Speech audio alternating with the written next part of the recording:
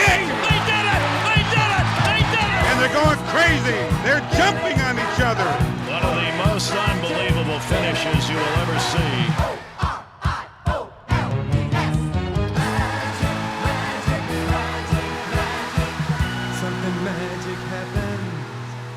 And welcome to it. Thanks for being with us here on Orioles Magic, the podcast presented by Miller Lite. Brett Hollander and Geoff Arnold with you.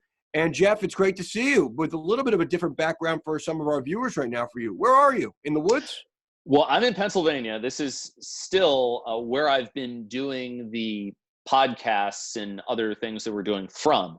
However, there was a little bit of a problem with my computer hard drive. I got a new one just before I left for spring training. The hard drive crashed, so have to send it back to the person who provided it.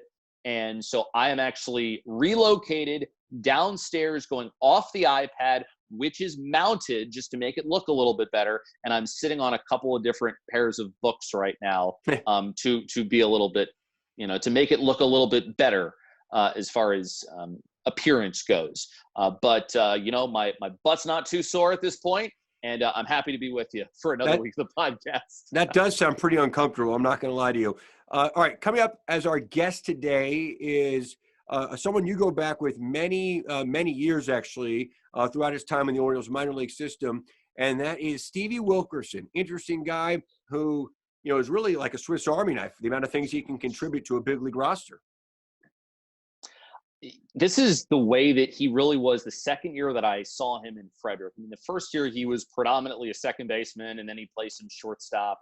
And then it was year two where they began moving him all around the infield and the outfield. I mean, it's funny to think that last year he led the Orioles in total games played in center field when he made his lifetime, according to him, lifetime debut in the outfield when he was with the Frederick Keys a couple of years ago. And I remember the first game he actually played in the outfield, which we talked a little bit about in this podcast, and he was playing in right field. The center fielder was Austin Hayes, and Wilkerson ended up making a diving catch in right field in the game. And also later on in the podcast, he talks a little bit about playing a variety of different sports. Some he does left-handed, some he does right-handed, but he's a freak athlete who can play all over the diamond, and who also now has got his very own pitching glove, something that he did not have of his own last year.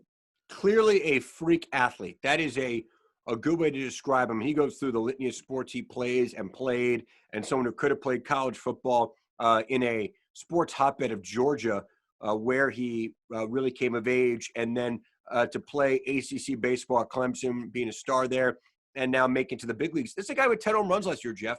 10 home runs, playing around the field, a switch hitter. But we're going to also talk to him about his 4 pitching appearances last year, including one where he got the save, first position player ever to do so, earning a save in a 10-8 ball game against the Angels in Anaheim on July 25th, a game that went 16 innings and lasted for over 6 hours and 15 minutes, a marathon game where Wilkerson was the last man standing and really mowed down the heart of that Angels order in the 9th inning, or in the 16th inning, I should say.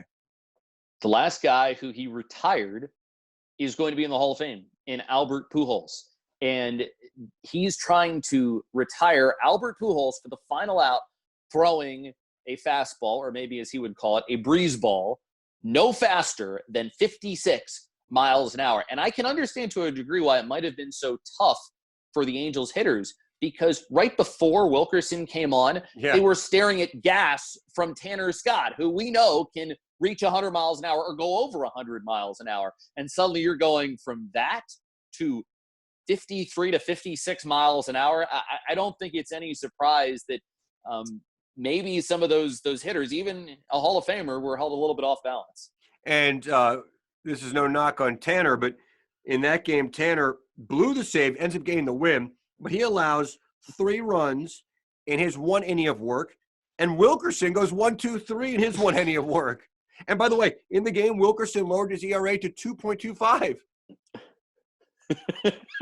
Maybe he should go to pitching full time. No, but the thing is that, and I think most hitters would tell you this, and because it's so prevalent across the game today, which is everyone can hit velocity. Yeah, people can hit velocity. Trying to hit 56 miles an hour, like, good luck. Like it's just not in their timing mechanism. No, and he even said it in the podcast how he remembers when he would face position players in minor league games and how Wilkerson, he's like, I never did well against those types of players. So you go to major leaguers who all they're seeing is, especially at that time in the game, maybe not the 16th inning, but end of game, 95, 96, 100. And then suddenly you go to 55 miles an hour. That's a pretty tough margin to make up, and maybe could explain why he went 1, 2, 3, because he just kept throwing in strikes. All right, well, let's do it. Let's get to it. On today's episode, Stevie Wilkerson. And joining us right now on Orioles Magic, the podcast presented by Miller Lite, is Orioles super duper utility man, Stevie Wilkerson, who puts the super in utility man, given what he did last season. Stevie, how are you holding up? I'm doing well. How are you guys? Everyone good? We're hanging in. We're hanging in. It's great to talk with you. Before we get Likewise. rolling into baseball and everything else, we do want to talk about your 4 pitching appearances last year, including becoming the first position player to earn a save in a 1-2-3 ninth in Anaheim, California last July, going through some pretty notable hitters. Tell us about that experience and getting the ball in a 10-8 game and closing it down like you were Mo Rivera. Yeah. No, it was a wild game. I was doing an interview a few weeks ago and talking about it a little bit too. But up until the extra innings of that game, it was already pretty crazy. I botched a ball going back on it on the warning track and kind of misplayed it a little bit and put us down by a couple runs, or a run, I think. And then the next inning in the 8th, I came back up and hit a game-tying double. So it was pretty wild before extra innings. And then, we all know how the extra innings went for another 2 hours or something. And then, Hyder giving me the ball there at the end was it was pretty special. It was awesome. And it's almost even more fun to reminisce about. So yeah, man, it's an unbelievable memory. When he gave you the ball, what did he tell you before you went out there? So we had just run out of pitchers after Tanner came in, throwing 2 innings for 2 consecutive nights, and we were completely out of arms. So when we came back into the dugout, he said, "Hey, you got the next inning? You good?" And I was like, "Yeah, let's do it." And at that time the game was tied, and then VR comes up and hits the 2-run jack, and Hyder, I was on deck. I think I was about to hit, and then I came back in. And he looked at me. He's like, "You still got this?" I was like, "Yeah, bro, let's go." So yeah, that's kind of how it went down. But it's pretty cool. So you're throwing, mid-50s, okay? What would be if you were just throwing from a mound and wanted to throw it straight? I mean, if you were from center field trying to throw someone out second base, what's the velocity on that? To be honest with you, Brett, I'm not exactly sure, but I think I could run it up in the 80s somewhere. I'm not gonna hype myself up and say I can touch 90 or anything, but I think I could ramp it up a little bit in the mid 80s, something like that. So what would you call that pitch that we saw from you last year and in Anaheim? Is that a knuckleball? I know you're trying to set me up for me to say I'm something just curious. silly here, but no, I don't know. Gravity ball, breeze ball. It's got a couple names.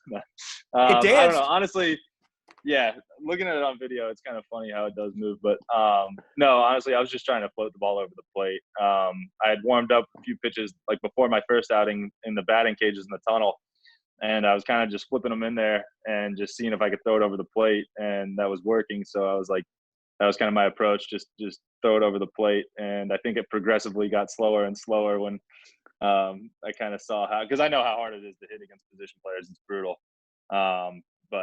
And the slower, the more difficult. So I was able to slow it down. And then when I got to about 53, I think that's as low as I could go. But yeah, that was kind of my approach to it. Is it true that Sevy called for a knuckleball too? Did he ask you to throw a knuckleball? I don't know if he called for it or not that game. I remember Chance calling a changeup one time, and I gripped the changeup and threw it, and it was like 5 miles an hour faster than my fastball. So I think we just stuck to the no signs after that. But I'm sure Sevy, he's a character. I'm sure he was throwing down a bunch of stuff. So what is your history in baseball pitching? I mean, were you a pitcher in Little League, high school, college at all? Yeah, I think the last time I threw legitimately one pitch in high school, I got a double play ball. My bad. But yeah, before that, I little league. I threw like everybody else. Everyone pitches then, but no formal pitching history at all. Been about what, I don't know, 12 years since I had stepped on a mound before that, something like that. Maybe longer. I don't even know. Whose glove were you using? Whose pitcher's glove did you use, or did you just use another one of your gloves? Yeah, no, actually, the first time I went out there, I wanted to at least act like, fake it till you make it. I wanted to play the role and act like I was semi-legit. So I went back in the clubhouse and I stole Jimmy Yacobonis's extra pitching glove. And then after the game in Anaheim, he ended up giving it to me. So that's my go-to. Let's hope, Stevie, you have a long big league career in front of you. And, you've hit 10 big league home runs. You hit 10 home runs in a season. That's a rare accomplishment for most professional baseball players when they get going. But do you think you'll tell that to your children one day or grandchildren, or the fact you got Albert Pujols out with basically the game on the line in the ninth inning? I think I'll tell them everything, but hopefully I can do enough in my career to where the pitching will be the side note, not the front note. But time will tell. So we'll see how it goes. Okay, so you go 2 outs, and then Pujols steps up to bat, and you're throwing no harder than 56 miles an hour, and a future Hall of Famer steps in the box. So what are you thinking at that point? I was like, man, this is Albert Pujols, it was really cool. At the time, I think looking back, I think more about, holy crap, I was actually throwing a Pujols right there to get the last out of the game. And looking back on it, it's even crazier than at the time. I was kind of just like, okay, yeah, it's Pujols. Like, I know that, but at the same time, like, what I got's what I got. I'm not going to change anything here. And so, yeah, I was able to just float a couple more in there. And, it was definitely – it made it extra special for him to be the final out. You mentioned, Stevie, that it's hard for position players, for hitters to hit position players as pitchers. Why is it so difficult? What makes that such a challenge?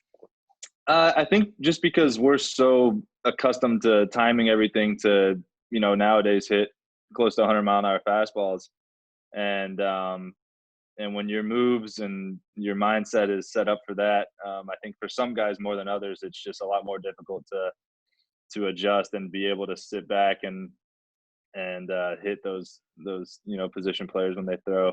I know personally I have had very little success against facing position players in the minor leagues and stuff. So I don't know if that's part of it, and also it's just like, you look out there and you see a position player and you're like, damn it, man, like, here we go. When you get out, you're going to be even more frustrated than, because you think you should be able to hit this guy. But, yeah, I think there's many factors, but it's definitely difficult. Sort of in that vein, where did the nickname Dr. Poo Poo originate from? I think Hyder, honestly. He said I dubbed myself Dr. Poo Poo, but I think when they asked me after the first game what I was throwing, I think I said I was throwing 80 poo, like, just basically saying I was throwing slow. And then next thing I know, like, someone was like, what's Dr. Poo Poo? I was like, I don't know. And then I looked at Hyder's interview, and he was saying, I was calling myself Dr. Poo Poo. So I don't know. Legend has it that I came up with it, but I think it was Hyder. As you look back just to, how many positions you played last season, the big leagues, is that a point of pride for you personally, Stevie? It definitely is, actually. I take a lot of pride in getting my work in and being able to do whatever the team needs me to do, whatever position it is, whatever point in the game it is.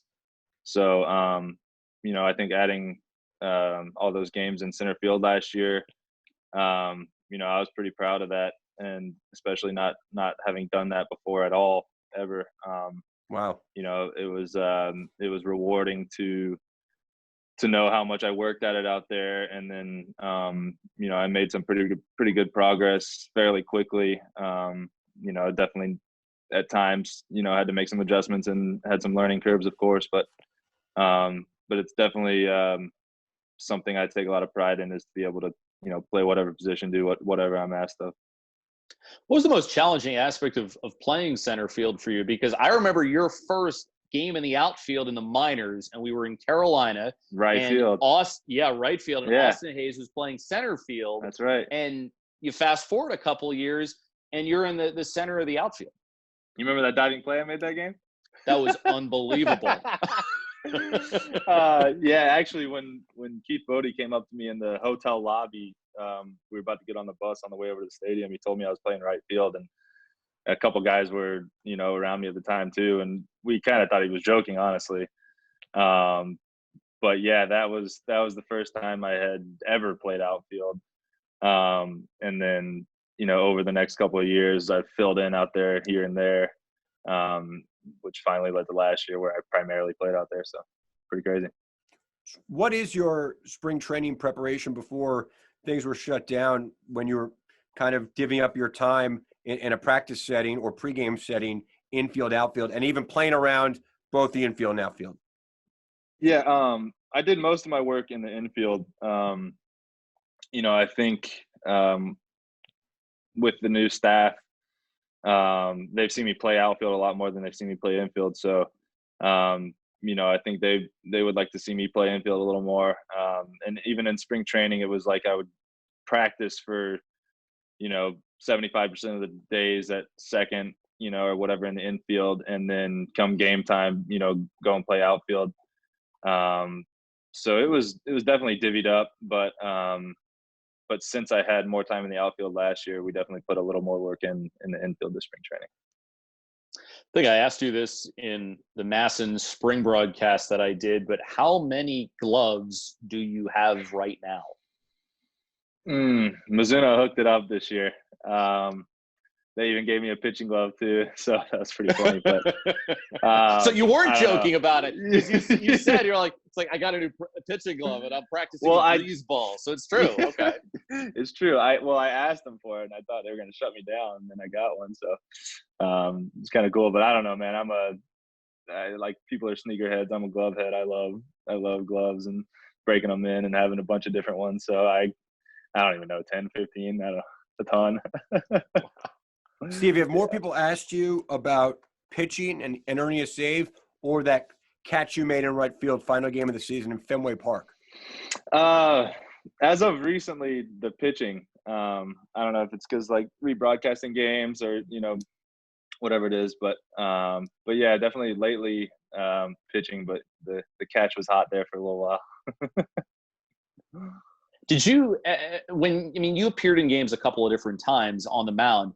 Did you ever talk to Doug Brocail, get some advice from him, talk to other pitchers on the staff, like pick their brains at all? Or was it sort of just like, hey, Stevie, go in the game, and I'm like, okay, let's give it a rip? Definitely more the latter. I think any conversations with Doug, with Broke, or any of the pitchers were more comical than anything.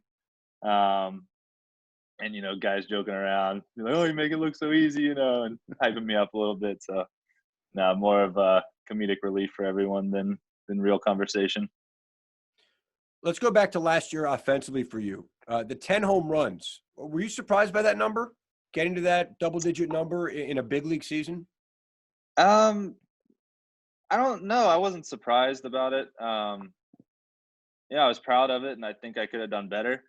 But hitting double-digit homers in the big leagues is definitely an accomplishment, and like I said, I was proud of it. But as I've gone through it a little bit now and learned, I think I could have done better. I think there's more in the tank, and I went through some, and every year you're going to go through them, but I had a couple tough months where it was like I got off to a hot start, and I think in May I hit 4 homers or something pretty early, and then after that a little more sporadic, and my hard contact was more inconsistent. So as you play more, you learn more, and you're able to reflect on it and build on it. So I guess I wasn't super surprised, but it was encouraging, and it's encouraging to know that I am capable of performing at a decent clip up there, and like I said, I think I can improve on that. Is the consistency tough because you're playing all these different positions, so you have to get your work in every day someplace different, and then you also have to maintain two different swings as a switch hitter? Did that maybe affect the consistency a little bit? I think it was tough to be consistent because it's baseball and it's really hard. And switch hitting is definitely extremely difficult. And especially, looking back on last year, I didn't hit right-handed, hardly at all, hit well right-handed. And so I was putting a lot of time into my swing, my right-handed swing and approach, and spent a lot of time thinking through things and working through things. So I don't really think that moving around defensively, has any ramifications on offensive performance. I think you have plenty. We spend a lot of time at the field. You have plenty of time to get all your work in. So, yeah, I think it's just a matter of learning and making proper adjustments, and still when you step between the lines, that you got to understand that it's all about competing and everything else has to be shut down. So, it's all a learning process. Stevie, how much contact have you had with teammates during this period? And how much are you looking to reach out and others reach out to you? A good amount, mostly just because we're friends and stuff, but it's definitely good to keep up with everybody and see how everyone's doing, make sure everyone's healthy and their families are healthy and stuff. And then, just talk hypotheticals. And so we've all been, keeping in, we have a group chat, and, at times it's busier than others, but early on it was very busy, but now it's kind of just here and there. And, when we have our team meetings and stuff, but I think everyone, keeps in contact pretty, fairly often. What's your daily quarantine routine? Yeah. Well, luckily, which was kind of the reason I had to come back to Arlington Heights from Sarasota. I stayed in Sarasota until the end of spring training, and then for another about a week longer than that. But yeah, fortunately, I have access to my facility up here. So it's closed, but they're letting me do my training there, and being making sure everything's cleaned after we're out of there and all that. But yeah, luckily I'm able to get all my training in. Monday, Wednesday, Friday I do my strength stuff, and then baseball stuff afterwards, and then Tuesday, Thursday is more just baseball stuff. And then the weekends sprinkle in random stuff, hikes, bike rides. Actually haven't done much hiking yet, but I plan on it. Just staying active on the weekends. So that's about it. How many days, weeks, ABs do you think you would need in a spring training 2.0 setting to really get ready for a big league season? That's a good question. I think I could feel fairly comfortable rolling into the season after 30 ABs or so, maybe a few more. But yeah, I think a couple weeks of getting your legs back under you, just volume wise of ground balls or outfield work, whatever it is. Just I think definitely a couple weeks to get your legs underneath you and conditioned, and maybe 30 real at bats, and then stand in bullpens and stuff to help with the timing. So somewhere around there, I guess. It's not like spring training and however many weeks you were already in Florida didn't happen, right? I mean, I know it's been a while. It's almost like a complete do-over at this point whenever it gets going again. But It's not like it didn't happen, right? The work that you got in, the practice you got in, that happened. 100%. And honestly, I think it was still extremely beneficial because you work on all these things in the off season, and when you take them into spring, the original plan is for everything to work, and particularly talking about hitting and ideas and techniques or whatever it is, you think everything's going to work, and then you get there and you say, well, this worked for me, this didn't. So it was still extremely productive to have those at bats and have that little, introduction back into, real games and stuff. And so I kind of took what worked from there and what didn't, and then brought that, into the quarantine with me, and worked on, continue to work on what I think will work for me. And and kind of axed, some of the things that proved to not work. So it was definitely beneficial for sure. When you think about the possibility of playing baseball in 2020 without fans, what does that make you think? A lot. I think there's some cool opportunities in there. I think more so this season than in previous seasons. A team with good chemistry and good morale and just a good cohesive group, it might give you that edge that you need, because you're not going to be able to feed off of the crowd or your the fan base you're accustomed to. So I think that there's definitely an opportunity for teams to come together and make a fun, like, it could be really fun doing this. And it's all about that group, and that's it. So that's one thing. And then I was watching the UFC fights this weekend, and it was totally different with the announcers, no fans behind them when they're doing their little side bits. I don't know what they're called or whatever, but the production was still cool, and it was still really entertaining. And so I think if and when we come back, it's still going to be fun for viewers. And I think for us, we just want to play. So that's kind of my stance on it. And Stevie, also Clemson, your alma mater, Tiger baseball. Name some big leaguers and professional ball players that you played with in your time at Clemson. Yeah, I think right now we have 5 guys on big league rosters, or 5 guys that were in the big leagues, 5 or 6 guys that were in the big leagues last year. Mike Freeman with the Indians, and Brad Miller, who's been with a few teams, Cardinals last year, Dom Leone, Steven Duggar with the Giants, and someone I'm forgetting for sure. Spencer Keyboom was with the Nationals last year. I know there's another I'm forgetting. Daniel Gossett's had a lot of time in the big leagues. And I was at Clemson with all those guys. So there's been a decent amount of guys that I played with at Clemson that have seen some big league time. I've always been curious about this too. So a high level of collegiate baseball, let's say, ACC, Pac-12, SEC kind of thing.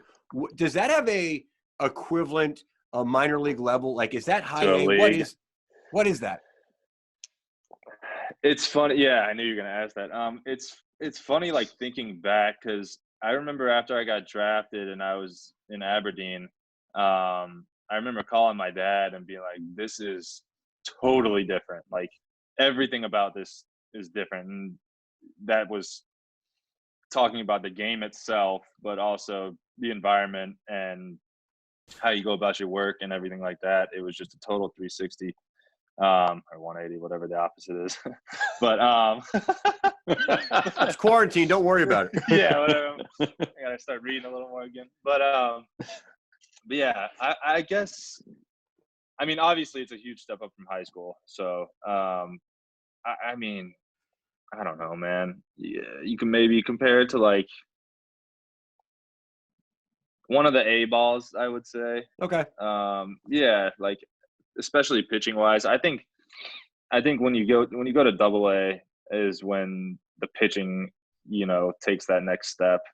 And all those guys probably would have done really well in the ACC or whatever. But I guess that's the best comparison I could do. I know that wasn't a great job, but yeah, something like that. You have lots of great stories, but my favorite might be the story about how you learned/decided to switch hit. Tell us the switch hitting story. Way back. Okay. So when I first picked up a baseball bat, I was playing T-ball in the church league, and my dad's a good athlete. He played, 4 sports in high school, but none of them were baseball. So I pick up the bat, and it was one of our first practices, and he goes, "Why are you hitting on that side of the plate? Everybody else is hitting on the other side." and I was swinging lefty at the time, and everyone else was hitting righty, So I was like, all right, I don't know, I'll swing righty. And so I started hitting righty then, and basically hit righty all through the little leagues and everything. And then in 8th grade, I was working with a buddy in the neighborhood who was playing in the minor leagues for the Tigers at the time. He'd played college ball at Vanderbilt, and he was in the minor leagues, the Tiger system. And so I go over to his house. He had a little batting cage in his backyard, and I started, taking some lessons with him. And one day I was just messing around. I'd been hitting righty for years, and I picked up a bat and took a couple swings lefty. And he was a switch hitter too. And he goes, man, he's like, that lefty swing looks better than your righty swing. I was like, really? And he's like, yeah. And so I'd mess around like we'd still mainly work right-handed, but we worked left-handed a little bit too. And because he thought something was there, And so fast forward to high school, at the time I thought I was going to play football in college. It was my passion. I loved it. And so the high school baseball season for me was basically just, I played to have fun. And so my first baseball season, I would kind of just go into tryouts, and whatever side of the plate I hit better from in tryouts, I would just hit that way that year. So my freshman year, I hit right-handed. And then I remember tryouts my sophomore year, I hit a couple doubles left-handed. So I was like, okay, I'll hit left-handed this year. So I hit left-handed my sophomore year. And then I went back to right-handed my junior year. And then after my junior year, we won the state championship. And we had some other guys on my team. We were a really good team, and we had some other guys that were getting some looks from some, big colleges, and some pro scouts were there as well. So after my junior year, it was encouraged to me to, I was encouraged to start switch hitting a little bit. So my senior year of high school, I finally started switch hitting. So a little abstract switch hitting story, but. And your first passion at the time, or your passion at the time, was football. What position did you play? And could you have played in college? Yeah, I played quarterback in high school, and I could have played in college. I don't know how. I don't know if I could have gone to Clemson. I don't know if that was in the cards, but yeah, I had a little game. Okay, so you're a switch hitter. You throw right-handed. Now take us through all the sports that you play, because like there's some things that you do right-handed, and then there's some things that you do left-handed. Sure. I guess I played competitive tennis growing up, so I played that right-handed with the two-handed backhand, which is why I roll over so many balls to second base. And I played hockey. So I played hockey left-handed. I played roller hockey only till I was probably like 12 or so, but played roller hockey left-handed. What else did I play? Played football, tennis. What about golf? Yeah, really. What about golf? What about golf? I used to hit my woods and my long irons right-handed, and then when I got around the green, I would switch over to left-handed because I had a little better touch left-handed with the wedges. So I'd switch over to left-handed, and then I'd putt left-handed as well. But now I'm back to everything right-handed, and I honestly should just go out there with a straight blade putter and see what works for that day, lefty or righty, because neither of them have ever worked. So still trying to figure that one out. It sounds like you're actually ambidextrous. I mean, there's no other way to figure that out. But I'm not, though, because you watch me try to throw a baseball or a football left-handed, and it's not. I look like Geoff. It's not a thing. It's not pretty. What's your golf handicap, Stevie? High, bro. High. I'm not. I look good out there. I wear a good kit and I got a good swing, but I walk out of there in triple digits. You always have the look down. You've mastered that. I don't know about that, but yeah. Oh my God. That's it. That's the sports story. Well, what's the lineage of the name Stevie and the big change that happened a year or two ago officially? Yeah. Actually, I came out of the womb as Stevie. My parents named me after Stevie Wonder because my mom's a musician. She's been singing my whole life, and so yeah, I was named after Stevie Wonder. So I went by Stevie my whole life, and then it was probably Geoff that wouldn't let me change it to Stevie in the minor leagues. And he said, "No, you're Steve. That's not professional enough." So, No, actually, I think that was the story. yeah. I remember was the first year you came in, you were Steve, and then the second year you were in Frederick, you said, "Hey, I'm Stevie," and I thought you were kidding. Like I didn't take you seriously. That's and then messed you up, bro. explained. And then you well, I mean, you're a kidding. funny guy. Yeah. So you told me the story, and then I didn't think you were serious. And then you told me, and I was like, oh, now it makes sense. So I think it was actually that year. So actually what truth is, what I just said about you not letting me change it, it was actually when I was in college, I told the guy that did all of, did what you guys do, and, our promoter and all that, stats guy, everything. I told him, I was like, can you put Stevie on the roster, please? Like, that's what everybody calls me. And then all of a sudden it's Steve on paper. I'm like, that's weird. And he's like, no, it's not professional. I'm like, oh my goodness. And I don't care. I'm like, whatever, cool. So yeah, it was Steve on paper in college. And then, I don't know, I guess when I got to pro ball, it was like, some years it was Steve, some years it was Stevie. And then when I finally got that sheet of paper where they ask you, they're like, what do you want your name to be? And I'm like, finally, and I just put Stevie. And then they double checked with me. They're like, you wrote Stevie, right? I'm like, yeah. So, Not yeah, professional enough. Do big league players get business cards? Do you guys get business cards that you have to give out? Something like that, but they have our picture on it and we're holding a bat. Right, exactly. I think it's a good ball player's name, too. I know it's a musician's name, obviously, Thanks. the way it was used for you, but that's a ball player's name. Yeah, I think I only know one other Stevie, and it's a chick, but whatever. Stevie Nicks. Stevie Nicks? Either way. It's a big one. Now, you said you couldn't sing before. Have you, worked to try and sing to kind of, live up to Stevie Wonder a little bit? Geoff. That ship sailed. I don't have the musical talent, unfortunately. Does your mom still perform? She does every once in a while. Yeah, she does. She sings, people still call her to sing for weddings or funerals, stuff like that. But and she still sings at the church too. So, but not in the band anymore. I think she stopped singing in the band when I was in high school. But growing up, yeah, she was singing every weekend, Fridays and Saturdays. They'd have company gigs. She played in this jazz band in Atlanta, and then she sang out for a different band in San Diego, where I was born before that, and all her life really. So it was go ahead. Now, you got married in the offseason. Did she sing at your wedding? No, well, actually, she sang. So yeah, we got married in January, but she sang. Her and my uncle, who I literally grew up listening to them play the guitar and sing, and just sitting around the house and everything. But they sang a song for us at the rehearsal dinner, and I think everyone at the table was in tears. So we had to do it that night, and then the night of the wedding we had a DJ. We didn't have a live band, so yeah, we didn't have a karaoke hour or a professional hour. So she sang for us the night before.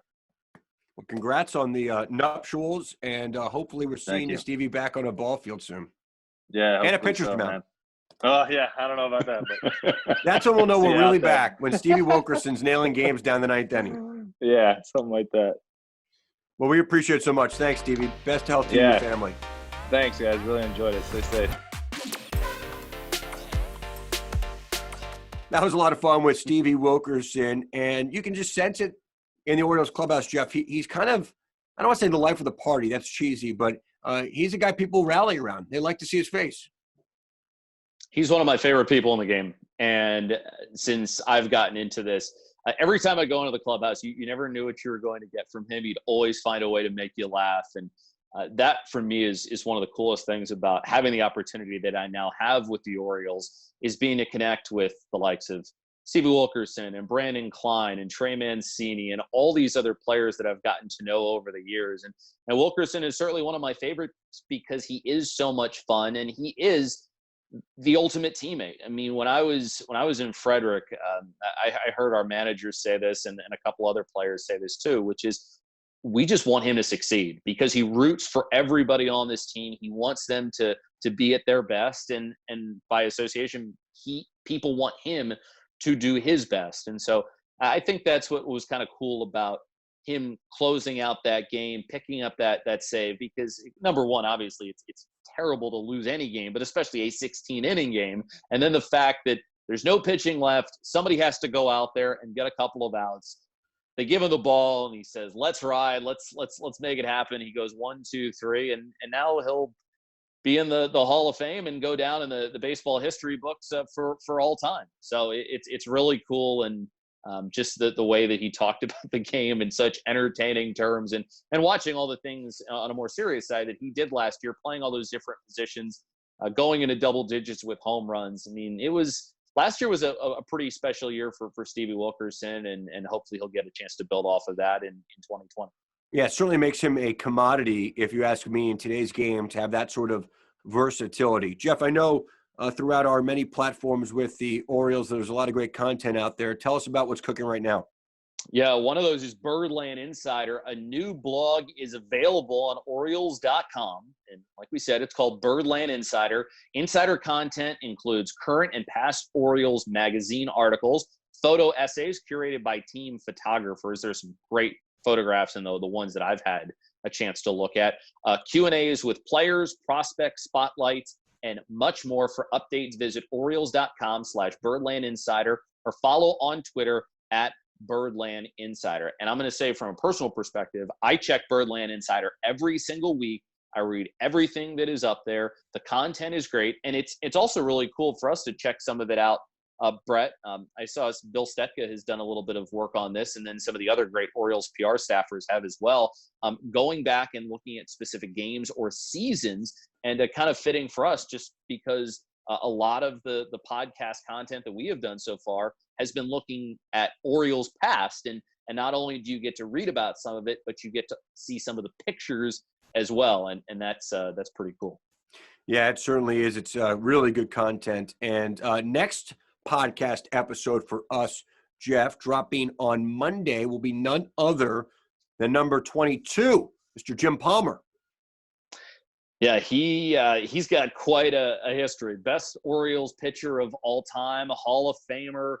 I listened to a podcast that he did maybe 2-3 weeks ago with Buster Olney, and his recollection of literally pitch sequences and every little thing about the game continues to amaze me. It's going to be fun to get to be on the same team with him whenever we get underway. But I'm really excited about getting an opportunity to talk to him and hear some of his stories, and also go into a little bit about that 1983 game where he got the win in relief.